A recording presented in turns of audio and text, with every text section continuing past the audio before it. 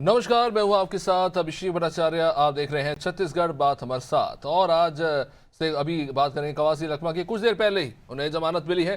378 दिन के बाद जेल की सलाखों के पीछे बंद रहे छत्तीसगढ़ के पूर्व आबकारी मंत्री, कांग्रेस के बड़े आदिवासी नेता कवासी लखमा को शराब घोटाला मामले में सुप्रीम कोर्ट से कई शर्तों के साथ आखिरकार जमानत तो मिल ही गई। अंतरिम जमानत है। कवासी लखमा को छत्तीसगढ़ में रहने की अनुमति भी नहीं होगी। केवल कोर्ट्स प्रोसीडिंग्स के लिए छत्तीसगढ़ आ सकेंगे। विधानसभा सत्र के समय विधानसभा अध्यक्ष की अनुमति से ही सत्र में भाग ले पाएंगे। ये फैसला भी अध्यक्ष के हाथ है। और इसके अलावा बाकी समय इन्हें छत्तीसगढ़ से बाहर रहना होगा। और भी काफी सारी शर्तें हैं, लेकिन शुरुआती तौर पर यही जानकारी निकलकर सामने आई है। और इन सब के बीच में इतना तो तय है कि अब उन्हें जेल की सलाखों के तो पीछे फिलहाल नहीं रहना पड़ेगा। छत्तीसगढ़ का शराब घोटाला चुनाव के समय से चर्चा में रहा और अभी भी चर्चा में है।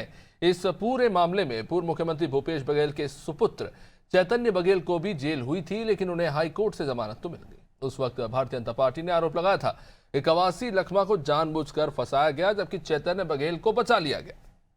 लखमा का कहना है कि वो अनपढ़ हैं और उन्हें इस मामले में कुछ मालूम नहीं।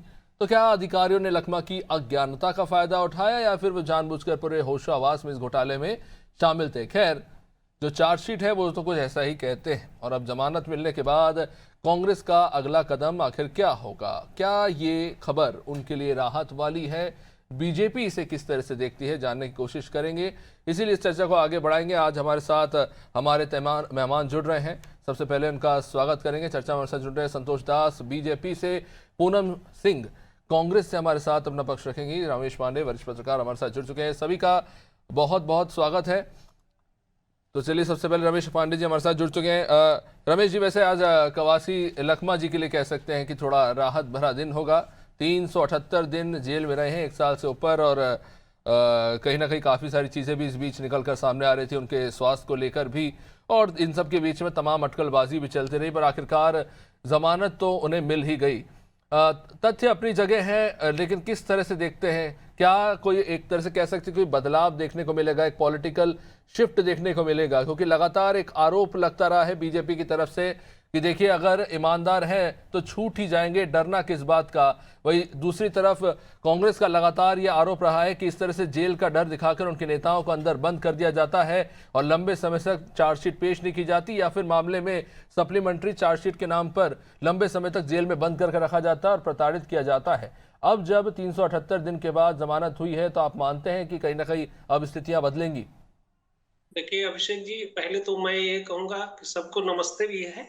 दूसरा ये सुझाव दूंगा कि इस तरह के जब न्यायिक मामले होते हैं तो उसमें राजनैतिक बयानबाजी या अतिशयोक्ति बातें नहीं होना चाहिए, तथ्य पर ही बातें होनी चाहिए।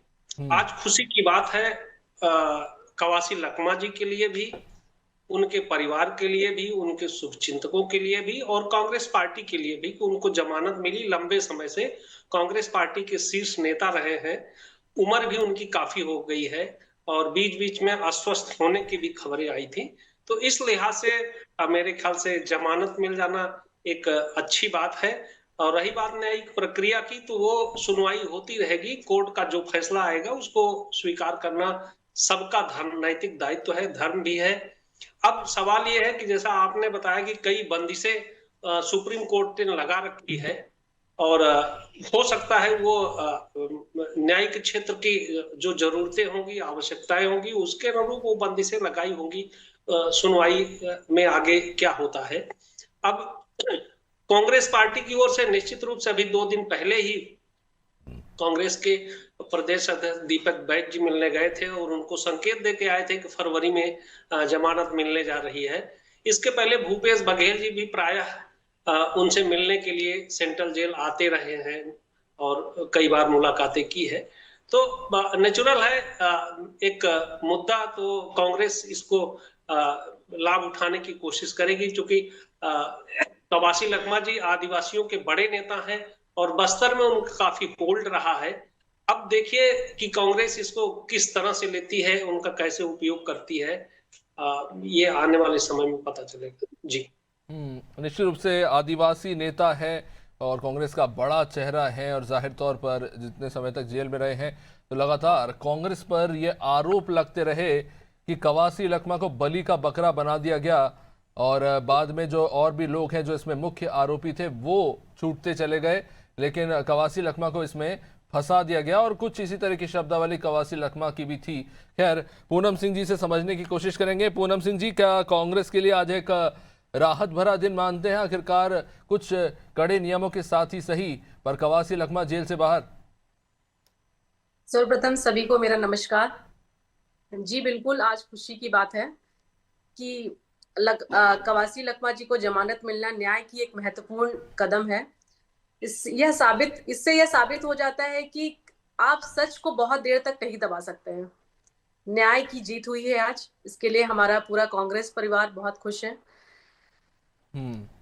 और लखमा जी को जो राजनीतिक द्वेष के बदले की भावना से अंदर एक निशाना बनाया गया था, बिना ठोस सबूत के लंबे समय तक उन्हें परेशान किया गया। इवन आपने 378 दिन बहुत होते हैं, लगभग 1 साल से ज्यादा का दिन बहुत ज्यादा होता है। न्यायालय ने स्पष्ट कर दिया कि कानून से ऊपर कोई नहीं, चाहे वो सत्ता में बैठी सरकार ही क्यों ना हो। कवासी लखमा जी हमेशा से आदिवासियों और किसानों और गरीबों के एक आवाज हैं, बड़े नेता हैं। हमेशा उन्होंने आदिवासियों के लिए आवाज उठाई है। इसी कारण से उन्हें दबाने का प्रयास किया गया है। कांग्रेस पार्टी किसी से नहीं डरती है और ना ही झुकती है। और रही बात, न्यायपालिका का सम्मान करती है कांग्रेस पार्टी, और हमें विश्वास है कि आगे की कानूनी प्रक्रिया सच सामने लाएगी और लखमा जी को पूरी तरीके से निर्दोष साबित करेगी। नहीं, लेकिन पूनम जी, 1200 पन्नों की चार्जशीट, 17 गिरफ्तारियां, पहले चैतन्य बघेल छूटे और उसके बाद अब कवासी लखमा, लेकिन जिन शर्तों के साथ उन्हें छोड़ा गया और जो पाबंदियां उन्हें लगाई गई हैं, इससे ये तो नहीं लगता है कि इस पूरे मामले का पटाक्षेप हो गया है? अभी भी इस मामले को लेकर जांच जारी है, कुछ और कारण है जिनके चलते जमानत मिली है? देखिए, ये बीजेपी सरकार जो भी ये सिर्फ एक साजिश है, मैं कहूंगी कि जबरदस्ती लोगों को ईडी के तहत जबरदस्ती लोगों को परेशान किया जा रहा है। बिना कोई सबूत के लोगों को अंदर किया जाता है। जो बड़े नेता हैं उनको अंदर किया जा रहा है, इनके पास कोई सबूत नहीं है।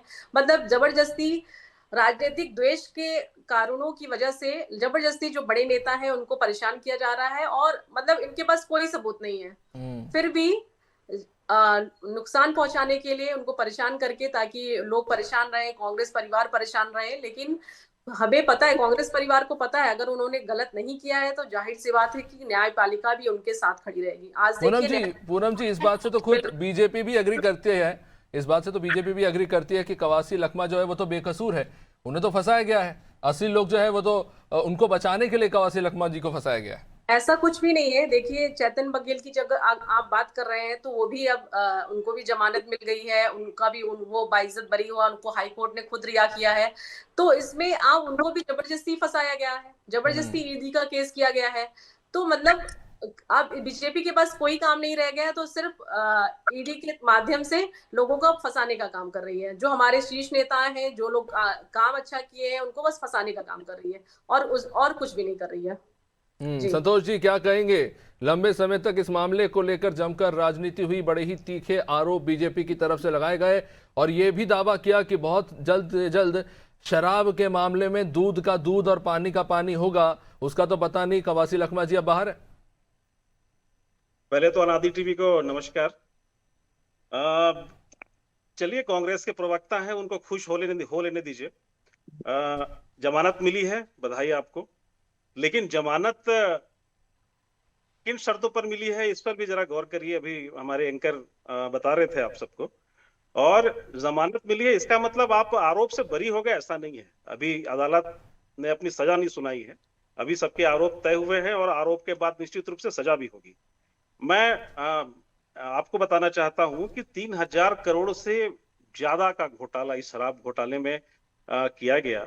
और ये शराब घोटाला छत्तीसगढ़ का अपने आप में एक बहुत बड़ा घोटाला है, अब तक का सबसे बड़ा घोटाला। 3 का तो नहीं पता साहब, 2100 करोड़ या 2161 करोड़ है कुछ। वो ईओडब्ल्यू ईडी के नंबर्स में थोड़ा बहुत आगे पीछे, पर 2100 करोड़ बोल रहे हैं। लगभग पूरे जोड़ करके देखें तो 2000 से 3000 करोड़ के बीच का ही घोटाला है। और ये आदरणीय प्रवक्ता महोदय बता रही थी कि बड़े उनके आरोपी बड़े छूट गए, उनको न्याय की जीत हो गई, मिल गई। तो मैं बताना चाहता हूँ इसमें जो आईएएस निरंजन दास हैं, उनके पूर्व मुख्यमंत्री के करीबी सहयोगी डिप्टी सेक्रेटरी सौम्या चौरसिया हैं, अनवर ढेबर हैं, निरंजन दास के उनके अलावा भाई है मेरे ख्याल से। पूर्व मुख्यमंत्री जी जी, के स्वयं के अनवर बेटे। ढेबर, और यदि ये सारे लोग आरोपी बने हैं और ईडी ने जब चार्जशीट दाखिल की, लगभग 80 पेज की, लगभग 29,800 पन्नों की अंतिम जो चार्जशीट थी वो थी। तो इतना बड़ा लंबा गहन अध्ययन करके ईडी ने जांच करके पूरी ये रिपोर्ट दाखिल की। निश्चित रूप से अदालत ने भी माना कि ये जो अपराध है बहुत संगीन अपराध है, और इन अपराधों पर तुरंत जमानत भी नहीं दिया, इसीलिए नहीं दिया कि कहीं ना कहीं ये जांच प्रभावित होती। और यह निश्चित रूप से हमारी हम जब विपक्ष में थे, इनकी सरकार थी, तो हमने लगातार इस विषय पर, शराब घोटाले पर बहुत बड़ा आंदोलन किया। हमने सड़क पर लड़ाई लड़ी, और सड़क पर लड़ाई लड़ने के कारण ही है कि आम जनता ने हमको हमारी बातों को समझा कि वास्तव में यह सरकार भ्रष्टाचार की समर्थित सरकार है। इसलिए कांग्रेस की सरकार को उन्होंने उखाड़ फेंका और बाद में भाजपा की सरकार बनी। तो निश्चित रूप से नहीं, निश्चित रूप से संतोष जी, विरोधी दल के नाते ही सही, विपक्ष के नाते ही सही, आपने अपना कर्तव्य निभाया। जो भ्रष्टाचार हुआ है उस पर आवाज उठाना सही भी है, उसमें कोई दो राय नहीं। लेकिन आपने जो बात कही कि एक कह सकते हैं कि एक मोटा बंडल चार्जशीट का पेश हुआ, उसके बावजूद भी इतने समय तक अभी भी जांच जो है चल रही थी, जब आरोप तमाम जो है जो लग चुके थे, है ना, आरोप तय हो चुके थे, तो फिर कहाँ चल रही थी ये जांच? इनफैक्ट इस बेल के पीछे भी इसी को कारण बताया गया है कि लंबे समय तक ये गिरफ्तारी में रहे हैं।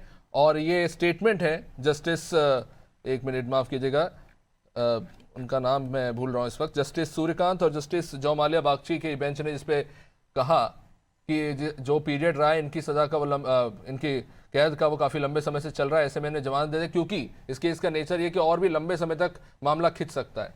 कब तक खींचेगा? यही तो स्थिति है ना, हर ईडी के मामले में साल दर साल कटते रहते हैं, फिर इवेंचुअली सामने वाला जमानत पर छूट जाता है, और फिर वही बात होने लगती है कि ईडी का कोई मामला नतीजे तक क्यों नहीं पहुंचता। अभिषेक जी, घोटाला बहुत बड़ा है, लगभग 2000 से 3000 करोड़ का घोटाला है, और ऐसे में बहुत बारीकी से जांच कर रही है। केवल एक नहीं, पूरा सिंडिकेट काम कर रहा था पूरे छत्तीसगढ़ में, नीचे तक इनके सिंडिकेट फैले हुए थे। लगभग इसमें मेरी जानकारी के अनुसार लगभग 59 लोगों को नए आरोपी बनाए गए। लगभग 70 से 80 लोग हैं जिनको आरोपी बनाया गया है। तो वो कहीं ना कहीं के कड़ी जोड़ने में समय तो लगता है, देखिए। और ये समय लगने के कारण हो सकता है जो जमानत मिली है, अदालत ने विचार किया होगा इनके स्वास्थ्य को लेकर के। कवासी लखमा जी नहीं, स्वास्थ्य को लेकर नहीं है, क्योंकि स्वास्थ्य को लेकर उन्हें अस्पताल पहुंचाया गया था, उसके बाद अभी कुछ दिनों पहले ही उसके बाद चेकअप के बाद वापस उन्हें जेल भेजा गया, जब देखा कि कोई ऐसी स्वास्थ्य की दिक्कत नहीं है। ये तर्क तो कांग्रेस भी नहीं दे सकती कि स्वास्थ्य के कारण से उन्हें जमानत दी गई है। नहीं, उन्होंने ये पक्ष रखा था, स्वास्थ्य को लेकर के उनका पक्ष रखा था, तो लंबे समय तक उनको रखा गया।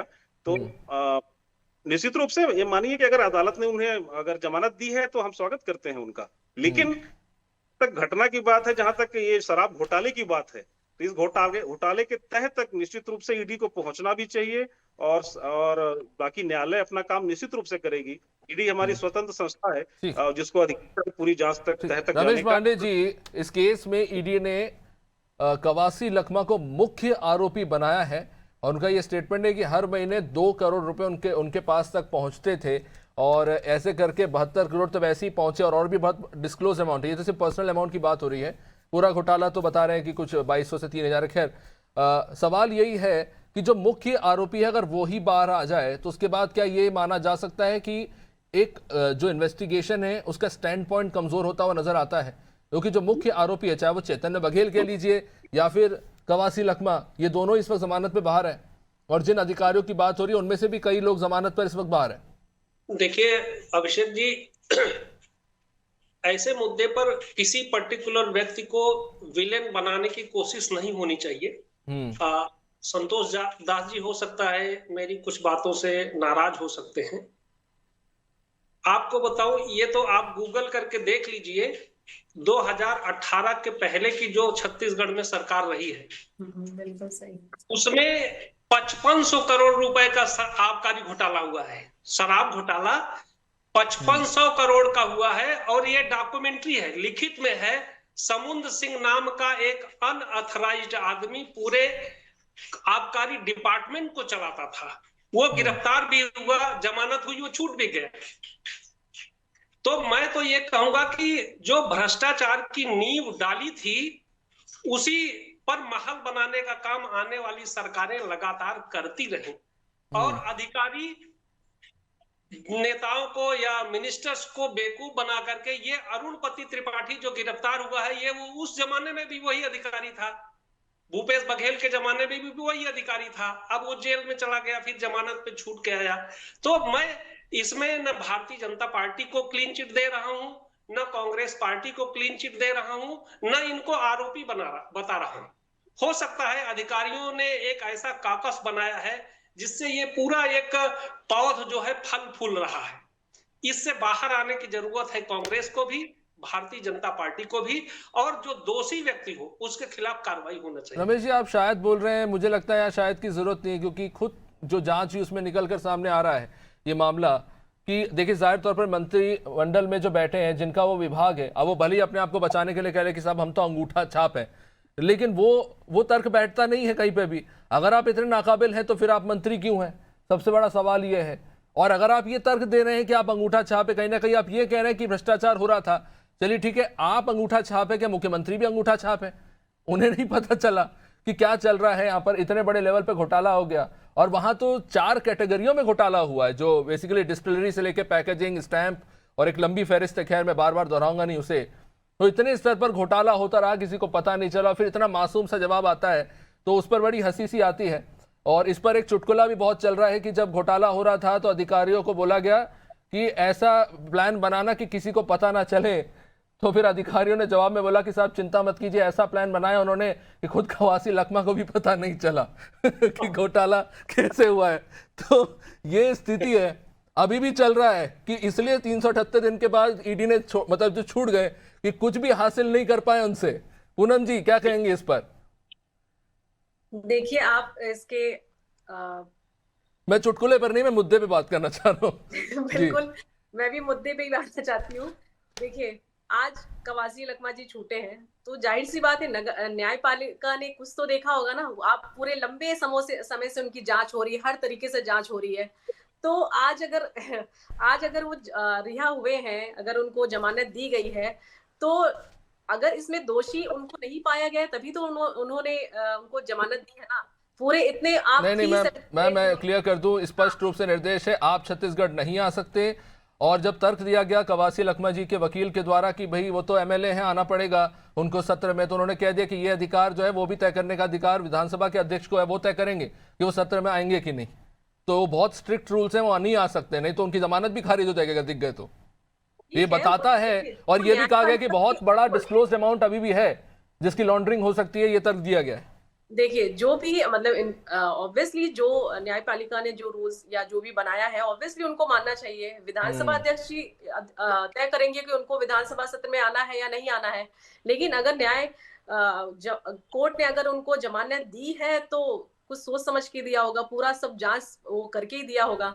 तो अगर वो आज उनको जमानत मिली है तो अब आगे जो भी सत्र होंगे विधानसभा के, तो वो आगे जो अगर अभी जो विधानसभा के अध्यक्ष हैं वही डिसाइड करेंगे उनको आना है कि नहीं आना है।